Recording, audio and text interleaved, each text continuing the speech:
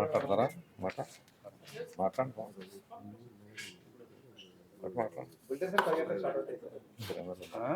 First ఆయన మాట్లాడు. ఒకసారి మీ ఇద్దరు కూడా మాట్లాడండి. నేను కొన్ని అప్డేట్ ఇచ్చిన తర్వాత మీరు మాట్లాడండి. ఓకే, మనం చాలా జనరల్ ఇష్యూస్ కొన్ని తీసుకున్నాం, కొన్ని మేజర్ ఇష్యూస్ తీసుకున్నాం. జనరల్ ఇష్యూస్ నేను కొన్ని చాలా టైం పడుతుంది డిస్కస్ చేయాలంటే, బట్ ఎగ్జాంపుల్ మీకు ఈ మందడం విలేజ్లో ఒక రోడ్డు పోవటం వల్ల 116 స్ట్రక్చర్లు పోతాయని ఇస్తే వీళ్ళు ప్లస్ 4 టెంపుల్స్ ఎఫెక్ట్ అవుతాయి, ఆల్టర్నేట్ చేయమన్నారు. ఆల్టర్నేట్ చేసినప్పుడు 148 స్ట్రక్చర్స్ పోతా ఉన్నాయి, ఒక టెంపుల్ పోతా ఉంది. ఈ 2 ఆప్షన్స్లో ఆప్షన్ 1 ఎమ్మెల్యే గారు పిక్ చేసుకున్నారు. ఎందుకంటే టెంపుల్స్కి వేరే లొకేషన్ కనుక మనం ఇస్తే ఆప్షన్ 1తో వెళ్దాం అన్నారు. దానికి ఒక క్లారిటీ వచ్చింది. తర్వాత ఎమ్మెల్యే గారు విలేజ్లోతో కూడా ఒకసారి మాట్లాడతారు ఆ విషయం. అదేవిధంగా ఇప్పుడు ఏవైతే ల్యాండ్ ఎక్విజిషన్ కేసెస్ ఎన్నైతే ఉన్నాయో మొత్తం 47 కేసులు ఉంటే దాదాపుగా ఇక 8 ఉన్నాయి, మిగిలిన అన్నీ కూడా క్లియర్ అయిపోయినాయి. ఒక 2 రోజుల్లో ఒక 10 కేసులకి ఏదో వస్తుంది, ఇంకొక 8 కేసులు ఉన్నాయి, అది కూడా నెక్స్ట్ వీక్ క్లియర్ అవుతుంది. అయిపోయిన వెంటనే ల్యాండ్ ఎక్విజిషన్ దాని మీద ముందుకెళ్తాం, 2500 ఎకరాలు ఏదైతే ఉన్నాయో. తర్వాత రోడ్ హిట్ ప్లాట్స్, రోడ్డు షోలో ఉన్న వాటిల్లో మల్టిపుల్ ఇష్యూస్. ఒకటి, మొన్న మనం చెప్పాం, మీరు అబ్జెక్షనబుల్గా ఉన్నాయి, మీకు కనుక బై మిస్టేక్ కనుక ఏదైనా వస్తే మీరు మార్చుకోవచ్చు, రిజిస్ట్రేషన్ కాస్ట్ లేకుండా సిఆర్డిఏ పెట్టుకొని చేస్తుందని. అయితే ఇందులో ఒకటి ఏంటంటే, ఆల్రెడీ ఈ ప్లాట్స్ కనుక వేరే వాళ్ళకి అమ్మితే వాళ్ళకు కూడా ఇది అప్లై చేయాలా లేదా అనేది ఒక ఇష్యూ ఉండింది. మేమేం చెప్తున్నామంటే, ఒకసారి మీరు అమ్మేసిన తర్వాత మళ్ళీ రిజిస్టర్ చేయలేరు సిఆర్డిఏ. ఎందుకు అంటే, మీరు ఆల్రెడీ మీకున్న వాస్తు ప్రకారం మీరు ఆల్రెడీ అమ్ముకున్నారు, అది రేటు తక్కువకు అమ్ముకున్నారో ఎక్కువకు అమ్ముకున్నారో ఏదో ఉంటుంది. ఇలా మార్చుకుంటా పోతే ఎక్కడ వరకు మనకి ఎండ్ ఉండదు. కాబట్టి ప్రతి ఒక్కరికి సేల్ ఆఫ్టర్ సేల్ మనం ఇవ్వలేం. కాబట్టి ఓన్లీ ఒరిజినల్ రైతుకు మాత్రమే వాస్తు కానీ లేకపోతే రోడ్డు షోలు కానీ అప్లై అవుతుంది. కాబట్టి ప్లాట్స్ కొన్నవాళ్ళు మాకు రోడ్డు షోలు కానీ అది ఉందంటే మాత్రం అది సిఆర్డిఏ వాళ్ళు యాక్సెప్ట్ చేయరు. మీరు దయచేసి ఆ విషయంలో రావద్దు. మూడోది, జరీబ్ ల్యాండ్స్ మీద 180 ఎకరాలు ఇష్యూ ఉంటే మనం 1 మంత్ టైం అడిగాం. 1 మంత్ టైంది ఆల్రెడీ అంతా వర్క్ చాలా వరకు అయిపోయింది. మల్టిపుల్ మెంబర్స్ వెళ్ళి సర్వేలు అన్నీ చేశారు. ఇప్పుడు సైంటిఫిక్గా కూడా ఒక కమిటీని వేసి soil testing, water depth level assess చేసి ఎక్కడా యాంబిగ్యూటీ లేకుండా సెకండ్ సెట్ తీసుకుంటున్నాము. అది తీసుకొని మేము 1 మంత్ టైం అడిగాం, ఇప్పుడు 2 వీక్స్ అయింది. ఇంకో 2 వీక్స్లో దానికి కూడా ఒక కమిటీని ఫామ్ చేసి దాన్ని క్లియర్ చేసుకొస్తాం. అది కూడా అదేవిధంగా గ్రామ కంటాలది కూడా ఇవన్నీ 10 సంవత్సరాల నుంచి ఉన్నాయి. కాబట్టి గ్రామ కంటాలన్నింటిలో కూడా 10 సెంట్లు లోపు ఉన్న వాటిని కూడా వెరిఫై చేయాలంటే 6000 ఎకరాలు వస్తూ ఉంది, ప్రాబ్లం అయ్యేటట్టుంది. 10 సెంట్ల లోపు ఉన్న వాటికి పెద్ద ఇష్యూస్ లేవన్నారు. కాబట్టి 10 సెంట్లు పైన ఉన్న వాటికి తీసుకుంటే దాదాపు 1600 ఎకరాలు వస్తుంది. కేవలం వాటి వరకే వెరిఫై చేసి R1 జోన్లో ఎక్కడన్నా ఇష్యూస్ ఉంటే దాన్ని ఎలా రెక్టిఫై చేయాలనే దాని మీద డిస్కస్ చేసాం. అది కూడా యాక్షన్ టీము స్టార్ట్ అవుతుంది. తర్వాత ఉండవల్లిలో తీసుకుంటే, ఉండవల్లిలో డ్రై లేఅవుట్, జరీబ్ ల్యాండ్. ఇప్పుడైతే కొంతమంది ఆల్రెడీ ల్యాండ్ ఇచ్చిన వాళ్ళకి ల్యాండ్ అలాట్మెంట్ స్టార్ట్ చేశారు. 22/12 కల్లా డ్రై లేఅవుట్ అంతా ఇచ్చేస్తున్నారు డ్రై ల్యాండ్స్కి. జరీబ్ ల్యాండ్ లేఅవుట్ వచ్చేటప్పటికి ఈ మంత్ ఎండింగ్ కల్లా ఉండవల్లిలో ఇచ్చేస్తారు. సో అది క్లారిటీ వచ్చింది.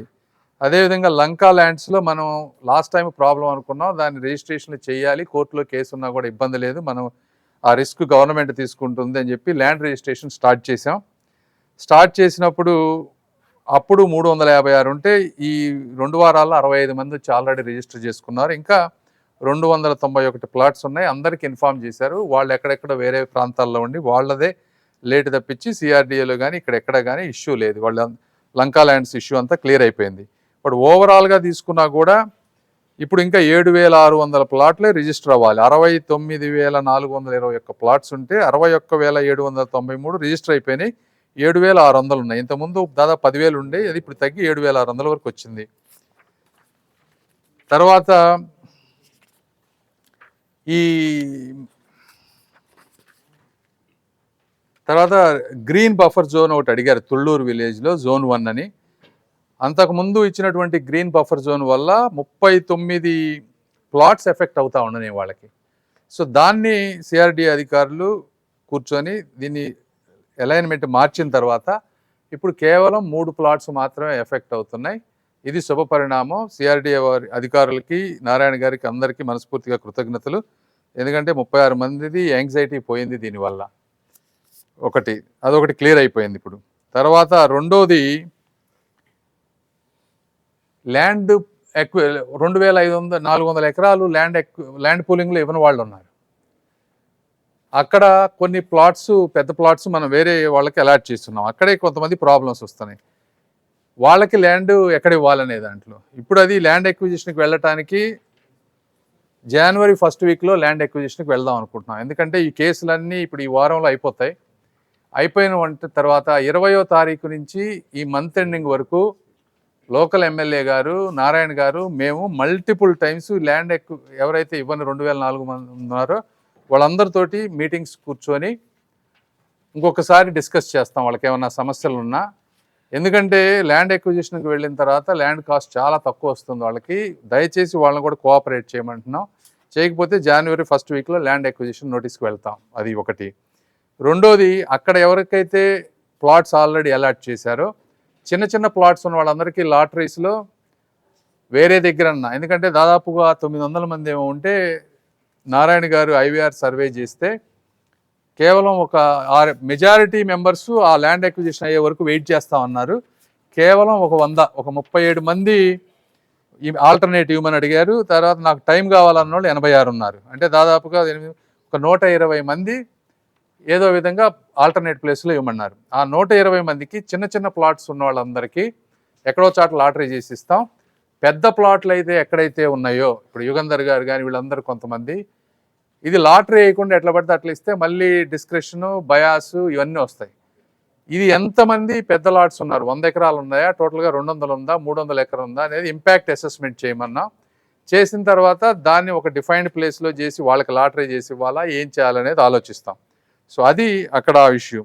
అదేవిధంగా రోడ్ హిట్స్ ఉన్నాయి కొన్ని. రోడ్ హిట్స్ ఉన్న వాటన్నిటిలో వాక్వే తీసేయమని చెప్పారు.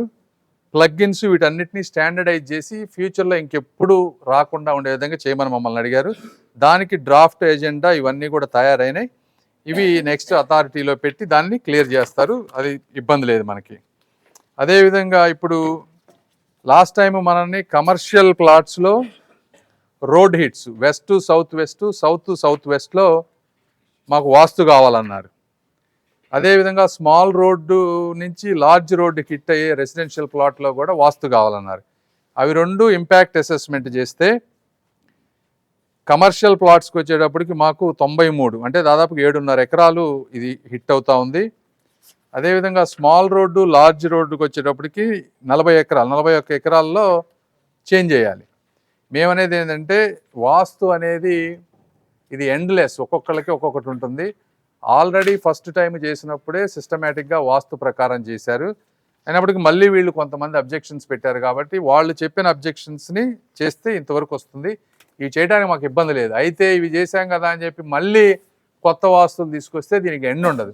కాబట్టి ఈ రెండింటిని కూడా ఎమ్మెల్యే గారు రైతులతో మాట్లాడి ఒకసారి ఫైనల్గా డెసిషన్ తీసుకుంటే దీన్ని చేయటం ఆలోచిస్తాం. అంతేగాని ప్రతిసారి నెల వచ్చి వాస్తు కావాలి, అది కావాలి, ఇదంటే చేసేటువంటి చాలా కష్టం. ఎందుకంటే వాస్తులో కూడా మేము చేయలేం. కాబట్టి అది ఎమ్మెల్యే గారు చూసుకుంటారు. దాని మీద అప్డేట్. తర్వాత ఎఫ్ఎస్ఐ, కొంతమంది రైతులు ఏమన్నారంటే మాకు ఎఫ్ఎస్ఐ తక్కువ ఉంది, ఎఫ్ఎస్ఐ పెంచమన్నారు.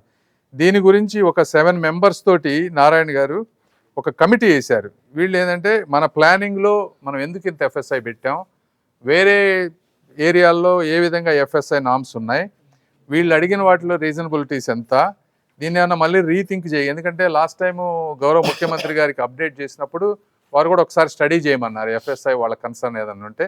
ఈ కమిటీ రిపోర్ట్ ఇస్తుంది. ఆ కమిటీ రిపోర్ట్ వచ్చాక రైతులందరితోటి మళ్ళీ ఒకసారి కూర్చొని సాధ్యం అయ్యి చేయగలిగితే చేస్తాము, లేకపోతే చేయలేము, దానికి కూడా క్లారిటీ ఇస్తాం. తర్వాత తాడికొండలో బైపాస్ రోడ్డు వల్ల ఒక 60 ఫీట్లలో వాళ్ళకి స్ట్రక్చర్ రోడ్ ఎక్స్టెన్షన్లో స్ట్రక్చర్స్ అన్నీ పోయినాయి. లాస్ట్ టైం మనం వాళ్ళకి టీడీఆర్ బాండ్స్, అదేవిధంగా కాంపెన్సేషన్ ఫర్ స్ట్రక్చరల్ డ్యామేజ్ ఇస్తామని చెప్పాం. దీనికి ప్రొసీజరల్ నామ్స్ ప్రకారం వీళ్ళు అడిగారు, మాస్టర్ ప్లాన్ రోడ్ మాడిఫై చేయాలి, ఎందుకంటే ఆ కాంపెన్సేషన్ ఇవ్వాలంటే ఇప్పుడు 40 ఫీట్ ఉంది, దాన్ని 60 ఫీట్ చేస్తే తప్పిస్తే మనం ఆ కాంపెన్సేషన్ ఇవ్వలేమన్నారు. మాస్టర్ ప్లాన్ రోడ్ మాడిఫికేషన్కి 45 రోజులు, రోడ్డు డెవలప్మెంట్ ప్లాన్కి ఒక 20 రోజులు, టీడీఆర్ బాండ్స్ ఇవ్వడానికి 30 రోజులు, మొత్తం 3 నెలలు అడిగారు. ఈ 3 నెలల తర్వాత ఎటు పరిస్థితుల్లో ఆ రోడ్ ఎక్స్టెన్షన్లో ఎవరికైతే నష్టం జరిగిందో, దాదాపు 270 కుటుంబాలు ఎన్నో ఉన్నాయి, వాళ్ళందరికీ structural damage compensation plus TDR bonds 3 monthsలో ఇస్తాం. అదేవిధంగా హెల్త్ కార్డ్స్ మనం అసెస్ చేసినప్పుడు 18,000 మందికి 18,000 న్యూ మెంబర్స్ ఉన్న వాళ్ళలో యాడ్ అవుతున్నారు. కొత్త కార్డ్స్ ఒక 2,000 వచ్చారు, ఆల్రెడీ మన వాళ్ళంతా వర్క్ చేశారు. అదేవిధంగా ల్యాండ్లెస్ పెన్షన్స్, ఇందులో ఒక 550 మందికి కొత్త పెన్షన్స్ వచ్చే అవకాశం ఉంది. ఆ ఓల్డ్ పెన్షన్స్ని రీస్టోర్ చేయాల్సిన అవకాశం ఉంది. అదేవిధంగా ఒక 2,700 కొత్తవి వచ్చే అవకాశం ఉంది. ఇవన్నీ అసెస్ చేయాలి. ఇవన్నీ గ్రామ సభలు పెట్టి, న్యూ ఫ్యామిలీస్, ఇవన్నీ గ్రామ సభలు పెట్టి ఎమ్మెల్యే గారితో కూర్చొని ఇది కూడా 2 వారాల్లో కంప్లీట్ చేసి మంత్ ఎండింగ్కి వాటన్ని, దీని మీద ఫైనాన్షియల్ బర్డన్ పెరుగుతుంది, అయినప్పటికీ కూడా దాన్ని ఎలా చేయాలనే దాని మీద చూస్తూ ఉన్నాం. తర్వాత గ్రామాల్లో 26 గ్రామాల్లో మనం డిపిఆర్స్ చేసి వాళ్ళకి ఏదైతే ప్రామిస్ చేశామో ఆ వర్కులన్నీ మొదలు పెడతామని చెప్పాం. 26 డిపిఆర్లో 12 డిపిఆర్లు ఆల్రెడీ కంప్లీట్ అయిపోయినాయి, ఎమ్మెల్యే గారికి ఇస్తూ ఉన్నారు, వాళ్ళతో డిస్కస్ చేస్తున్నారు. ఇంకో 14 డిపిఆర్లు 15, 12 అంటే మండే ట్యూస్డే కల్లా మిగిలిన 14 డిపిఆర్లు అయిపోతాయి. 31st కల్లా వర్క్ స్టార్ట్ చేయాలనేది. ఇంకేదన్నా ఈ నెక్స్ట్ 2 వీక్స్లో ఎమ్మెల్యే గారితో గ్రామ సభల్లోకి వెళ్ళి ఇంకోసారి డిస్కస్ చేసి అది వర్క్ స్టార్ట్ చేస్తారు. అదేవిధంగా ఎల్పిఎస్ బౌండరీ స్టోన్స్ ఉన్నాయి, బౌండరీ స్టోన్స్ అంతా స్టోన్స్ అన్ని రెడీ చేసుకున్నారు. మండే నుంచి స్టోన్ ఫిక్సింగ్ స్టార్ట్ చేయబోతా ఉన్నారు. 2 సైడ్స్ స్టోను, అది కూడా ఈ మంత్ ఎండింగ్ కాదు, March 31st బౌండరీ ఫిక్సింగ్ అంతా ప్లాట్స్కి జరుగుతుంది. తర్వాత ఈరోజు తీసుకున్నటువంటి కొత్త ఐటమ్స్ సోషల్ ఇన్ఫ్రాస్ట్రక్చర్లో మనం ఏమనుకున్నాం, కొన్ని కమ్యూనిటీ హాల్స్ కావాలన్నారు, కొన్ని బరియల్ గ్రౌండ్స్ కావాలన్నారు. ఎమ్మెల్యే గారు వాళ్ళందరితోటి మాట్లాడి 18 కమ్యూనిటీ హాల్స్కి ల్యాండ్ ఉంది వాళ్ళ దగ్గర. ఆ 18 కమ్యూనిటీ హాల్స్ లిస్ట్ ఇచ్చారు, ఎక్కడెక్కడ ఎంత సైజు కావాలి. దీని మొత్తం నారాయణ గారు వాళ్ళు ఎస్టిమేట్ చేసినప్పుడు 22.6 crores వచ్చింది ఈ కమ్యూనిటీ హాల్స్కి. ఈ 22.6 crores నారాయణ గారు, కమిషనర్ గారు అందరూ ఓకే చేశారు. So we will go with ఇవి కాకుండా కొత్తగా ఇంకేమన్నా అడిషనల్ కమ్యూనిటీ హాల్స్ కావాలంటే వారు సైట్ సెలెక్ట్ చేసి ఎమ్మెల్యే గారు ఇస్తారు. అదేవిధంగా బరియల్ గ్రౌండ్స్ది ఇంకా నెక్స్ట్ అది వర్క్ పెండింగ్ ఉంది. ఆ బరియల్ గ్రౌండ్స్ది కూడా వాళ్ళు కనుక ఎక్కడెక్కడ కావాలి ఏంటని ఇస్తే దాన్ని కూడా నారాయణ గారు వాళ్ళు కూర్చొని దాన్ని కూడా క్లియర్ చేస్తారు. సో ఇది సోషల్ ఇన్ఫ్రాస్ట్రక్చర్కి సంబంధించినటువంటి విషయం. తర్వాత లాస్ట్ ఐటమ్ వచ్చేటప్పటికి శానిటేషన్లో ఒక ప్రైవేట్ కంపెనీకి ఇచ్చారు, అన్ని గ్రామాల్లో శానిటేషన్ చేసే విధంగా. దీన్ని మంగళగిరి కార్పొరేషన్కి అటాచ్ చేశారు. అయితే ఆ కాంట్రాక్టర్ అక్కడ కొన్ని ఇష్యూస్ ఉన్నాయని చెప్తా ఉన్నారు. నెక్స్ట్ మీటింగ్లో కాంట్రాక్టర్ని పిలిపించి ఎమ్మెల్యే గారు అవన్నీ చూసి వర్క్ ఫోర్స్ ఎంతమంది ఉన్నారు, ఆ శానిటేషన్ ఎలా వర్క్స్ జరుగుతూ ఉన్నాయి, ఏమైనా డెఫిషియన్సీస్ ఉంటే దాన్ని ఒక అకౌంటబిలిటీ చేస్తే అన్ని గ్రామాల్లో శానిటేషన్ క్లియర్గా వచ్చే విధంగా అది వర్క్ చేయబోతా ఉన్నాం. ఇది ఈరోజు జరిగినటువంటి అప్డేట్స్. నెక్స్ట్ వీక్లో ఇంకొన్ని ఐటమ్స్ తీసుకుంటాం మేము, అది అప్పుడు అప్డేట్ చేస్తాం. ఇప్పుడు ఎమ్మెల్యే గారు నారాయణ గారు మాట్లాడతారు. Thank you.